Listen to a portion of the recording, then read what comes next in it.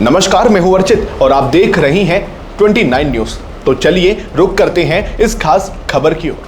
पश्चिम बंगाल की सियासत में आज एक बड़ा भूचाल आ गया। केंद्रीय गृह मंत्री अमित शाह ने कोलकाता की धरती से ममता बनर्जी और उनकी सरकार को खुली चुनौती दी है। शाह ने साफ लफ्जों में कहा कि ममता दीदी बंगाल में घुसपैठ कभी नहीं रोक सकती, क्योंकि ये घुसपैठिए ही उनका असली वोट बैंक है। लेकिन शाह ने इसके साथ ही एक ऐसी कसम खाई है जिसने राज्य की राजनीति में खलबली मचा दी है। कोलकाता में बीजेपी के सदस्यता अभियान की शुरुआत करते हुए अमित शाह ने कहा कि बंगाल में घुसपैठ को सरकारी संरक्षण मिल रहा है। उन्होंने आरोप लगाया कि ममता सरकार सीमा पर फेसिंग यानी बाड़ लगाने के लिए जमीन नहीं दे रही है। शाह ने कहा, ममता जी आप घुसपैठ नहीं रोकेंगे क्योंकि इससे आपके चुनाव जीतने का रास्ता साफ होता है। लेकिन याद रखिएगा, बंगाल की जनता अब यह खेल समझ चुकी है। शाह ने जनता को भरोसा दिलाया कि 2026 के विधानसभा चुनाव के बाद बंगाल की तस्वीर पूरी तरह बदल जाएगी।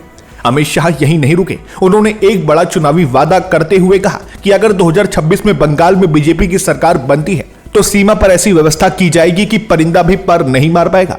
उन्होंने दहाड़ते हुए कहा कि घुसपैठियों को चुन चुनकर बाहर निकाला जाएगा। शाह का इशारा साफ था कि बीजेपी आने वाले चुनाव को राष्ट्रीय सुरक्षा और घुसपैठ के मुद्दे पर लड़ने वाली है। उन्होंने यह भी दावा किया कि बीजेपी बंगाल में 2/3 बहुमत से अपनी सरकार बनाएगी और भ्रष्टाचार व सिंडिकेट राज का अंत करेगी। विशेषज्ञों का मानना है कि अमित शाह का यह बयान सीधे तौर पर ध्रुवीकरण और कानून व्यवस्था के मुद्दे को हवा देने वाला है। एक तरफ जहां टीएमसी इसे नफरत की राजनीति बता रही है, वहीं बीजेपी इसे बंगाल के अस्मिता की रक्षा कह रही है। शाह ने महिलाओं पर हो रहे अत्याचार और आरजीकर मेडिकल कॉलेज जैसी घटनाओं का जिक्र करते हुए ममता सरकार को घेरा और कहा कि अब बंगाल की मां बेटी सुरक्षित नहीं है। उन्होंने साफ किया कि शांति और सुरक्षा सिर्फ और सिर्फ बीजेपी ही ला सकती है।